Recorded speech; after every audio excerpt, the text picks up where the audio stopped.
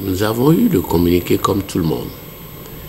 Et le GSR, fidèle à cette tradition, n'a pas voulu croire que c'est le président Talon qui aurait fait ça, que c'est son équipe qui aurait fait ça. Et vous allez lire ça dans le communiqué. Nous refusons de croire que c'est la rupture. Et ce n'est pas expérience. C'est déjà arrivé avec le dossier d'Anivor. On a accusé abondamment le président Yahi. Mais ceux qui l'ont accusé, qui disaient ça, à l'approche des élections, depuis qu'ils sont arrivés au pouvoir, ils n'ont pas pu prouver que c'est lui. On dit qu'il y a un problème qui se pose. Et lorsque vous vous retrouvez dans un cas similaire, à quelques mois des élections, il faut mettre des gants avant de parler. Nous attendions d'avoir une preuve formelle que Rouvi est dans leurs mains. Et cette preuve-là, nous l'avons quelques heures après. Et par rapport à ça, je voudrais dire que ce qui se passe est horrible et nauséabond. À la limite scandaleux. Et je me pose la question de savoir quel est l'intérêt que trouve le président Patrice Talon à arrêter ses compatriotes à la veille de chaque élection, si ce n'est pas qu'il cache quelque chose, qu'il ne veut pas qu'on révèle. Évidemment, quand on a fait tout ce que cette équipe a eu à faire comme tort aux Béninois, à la nation tout entière, c'est difficile d'atterrir. Mais ce n'est pas une raison pour verser dans la barbarie. Parce que, avant tout, nous sommes des frères. Nous sommes juste des adversaires, nous ne sommes pas des ennemis. Et le président Talon, qu'est-ce qui reste aujourd'hui de tout ce qu'il nous a promis pour venir au trône? Je me rappelle de son serment devant le successeur de Sarkozy en France pour dire sa joie face à la manière dont le peuple est gouverné là-bas, face à la démocratie, aux vertus de la démocratie. Je me rappelle qu'il nous disait dans ce pays qu'il voulait faire 5 ans pour montrer à ses concitoyens qu'on peut faire le job en 5 ans. Je me rappelle tout ce qu'il a promis au peuple béninois. Un investissement de 9 000 milliards qui, au finish, n'a pu atteindre que 30% de réalisation. Après ça, malgré ce faible taux, il n'a pas rajusté ses prévisions. Il est allé à 12 milliards. Et qu'est-ce qu'il va nous dire à la fin? Et puis, au lieu de se consacrer à ce bilan-là, il passe son temps à faire du tort à l'opposition, pourtant prévu par la Constitution qu'on a remise dans ses mains pour la gouvernance de ce pays. Ce n'est pas bien. Ce n'est pas bien. Je dis ce n'est pas bien. Qu'est-ce qui reste aujourd'hui? Qu'est-ce qui reste aujourd'hui du Bénin? Tout a été détruit. Tout est à refaire. Je n'ai pas le peu d'infrastructures qu'ils jettent, la poudre aux yeux, qu'ils jettent aux Béninois. C'est comme vous mangez et parce que le chien aboie, vous lui envoyez des os pour le faire taire. Non, ce n'est pas ça. Qu'est-ce qu'il a promis? Qu'est-ce qu'il a fait? Comment a-t-il géré le pays? Qu'est-ce qu'on peut mettre aujourd'hui à son passif et qu'est-ce qu'on peut mettre à son actif? C'est la balance des deux qu'on veut. Qu'est-ce que ses prédécesseurs ont fait dans les mêmes circonstances? Et avec quels moyens? Et quels moyens lui l'a reçu? C'est de ça qu'il est question.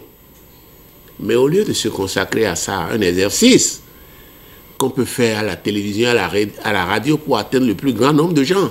Je me rappelle, moi j'ai fait l'équipe du président Soglo, les ministres passaient, chacun pour défendre son département. Mais en lieu et place de ça, tout comme s'il n'est pas satisfait d'avoir pris régulièrement 2,5 milliards, sinon plus, pour ces deux partis siamois, j'allais dire, pour son trust politique, aujourd'hui, on prend encore l'argent du contribuable pour rentrer dans une pré-campagne qui ne dit pas son nom et nous parler de reddition de comptes.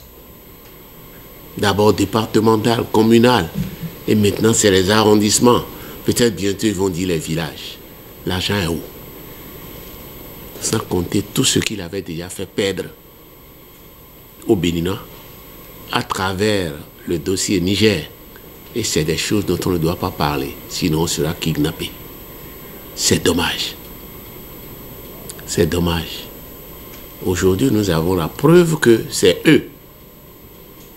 Ce qui est la réalité, ce n'est pas ce qu'on lui reproche. Moi, je n'attends même pas ce qu'on lui reproche. Parce qu'il n'y a aucune vérité à attendre de ces gens-là. Mais ce qui est constant, c'est la manière dont on l'a arrêté. Ce qui est constant, c'est cette déclaration. Ce qui est constant, c'est tout ce qui a suivi. Nous attendons l'avis du gouvernement togolais pour savoir qui n'est pas complice. Nous voulons entendre Faure et Yadema ou ses mandataires. C'est ça que nous attendons. Ce n'est pas possible. Ce n'est pas possible. Et quelques jours après, vous avez entendu, c'est à Voyon. L'autre jour, moi je n'étais pas à la conférence de presse parce que j'ai été prévenu trop tard. Mais quand je suis venu, je suis allé le voir pour qu'il me dise comment ça a pu arriver. 4 individus qui l'interceptent, qui lui disent de le suivre. Un prend son téléphone et s'en va. Et puis après des heures, les rejoint. Qu'est-ce qu'ils ont mis dans le téléphone? Et pourquoi ça doit se passer comme ça?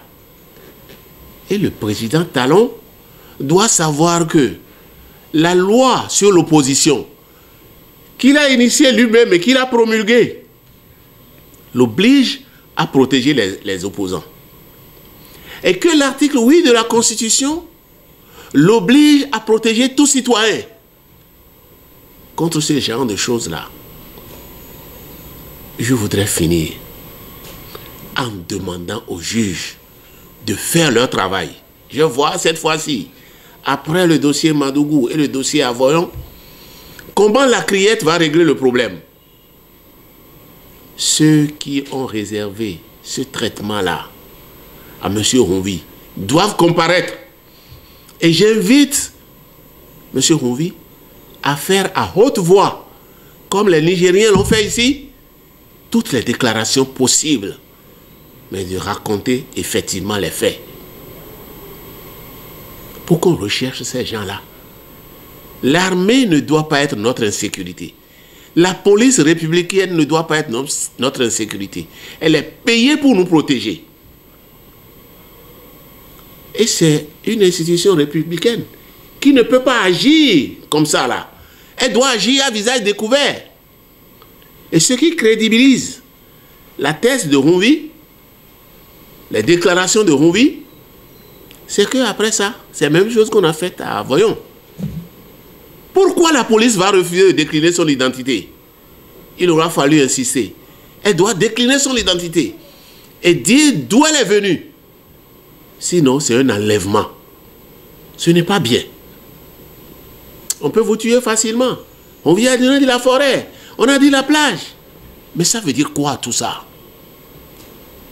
Ça veut dire quoi? Les juges doivent faire leur travail. L'équipe qui a arrêté Ronvi doit comparaître. l'équipe qui a interpellé Avoyon doit comparaître aussi. C'est trop facile de faire subir tout ça là à un cadre de la nation, cadre tout court, en plus à un cadre politique, président d'un parti politique, et de présenter des excuses après pour dire on s'est trompé. C'est de la légèreté. C'est de la légèreté. Ils doivent être punis. Je crois que c'est l'essentiel qu'il faut dire sur ces deux dossiers. Et maintenant, un appel à la jeunesse. Un appel au peuple. La période butoir au terme de laquelle le président Patrice Talon commence par vendre la peur pour un passage forcé est arrivé. Et j'invite tous les jeunes, toute la population, hommes comme femmes, jeunes comme vieux, à ne pas avoir peur. Et le code électoral participe de cela. Parce qu'il a échoué dans une révision de constitution et on met un code qui veut nous dire que le poisson a une cuisse. Depuis qu'on a commencé les élections en 90, personne n'a jamais eu 20% partout. Et aujourd'hui, vous exigez que tout le monde ait 20%.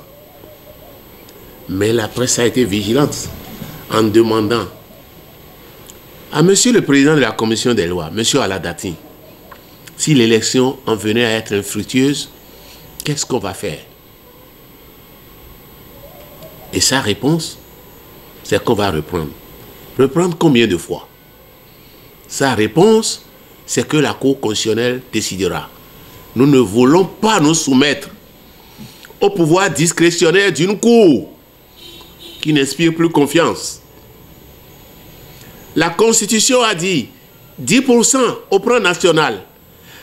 Les lois ont demandé à cette Cour-là de vérifier la conformité des lois par rapport à ce que la Constitution a dit.